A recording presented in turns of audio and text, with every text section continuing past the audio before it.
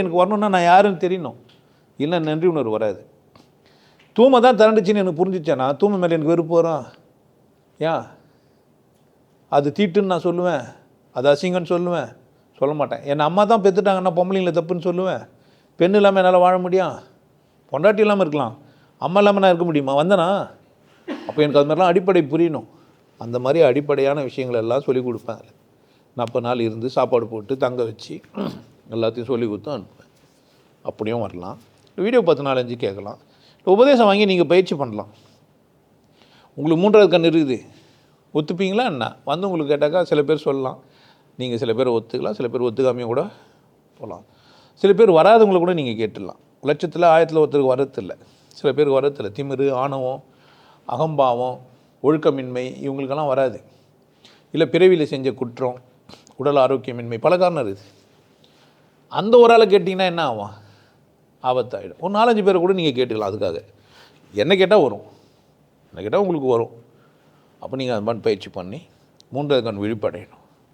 அப்புறமா தான் கொண்டாட்டத்தை பற்றியே பேசணும். ஒன்றும் உங்களுக்கு பாஸ்போர்ட் விசாவே இல்லை, நீங்கள் எந்த நாட்டுக்கு போக முடியும்?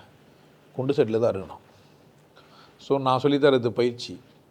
3வது கண் வந்துடும். ஓ, நான் தான் மனம், நான் தான் உடம்பு, நான் தான் உயிர், இந்த 3ம் நான் தான், இதை தான் சிவா விஷ்ணு பிரம்மானிறாங்க அப்படிலாம் உங்களுக்கு புரியணும். இல்லைனா ஏதோ சிவானாக்கா ஏதோ ஒரு பொம்மை வச்சின்னு நிலா வச்சின்னு நம்பால் போட்டு வச்சுறாருல ஜெட்டி வாசுதேவ், அது மாதிரி ஒரு பொம்மையை போய் அங்கே ஒரு ஃபோட்டோ எடுத்துகிட்டு எல்லாம் வல்ல சிவனே இருக்கிறதே இறைவன் அவன் தான் அப்படின்லாம் போட்டுன்னு இருப்பேன். அந்த பொம்மை விளக்கம் உனக்கு புரியாது, விளக்கமும் சொல்லி வச்சுருவேன் சூன்யம் வீடியோ. ஸோ அது மாதிரி சில வீடியோங்களை பார்த்தோம் நீங்கள் புரிஞ்சிக்கலாம். ஆனால் அது கால் தான், அது போதாது. அந்த மாதிரி நான் கொண்டாட்டமாக இருக்க முடியுமா, நடிக்க முடியுமா, இதெல்லாம் சேர்ந்து தான் பயிற்சி, கிளாஸு, உபதேசம்லாம். சத்சங்கம் சாதாரண ஒரு கேள்விக்கு ஒரு அறிமுகம். வாழ்க்கையில் சின்ன சின்ன பிரச்சனைங்க இருக்கும். இப்போ இதை பொண்டாட்டி தாய்மை பொம்பளையை புரிஞ்சுனா தான் முக்தி அடைய முடியுமா, இதெல்லாம் நல்லது தானே, நான் ஏன் பிறந்தேன், இதெல்லாம் நல்ல கேள்வி தானே.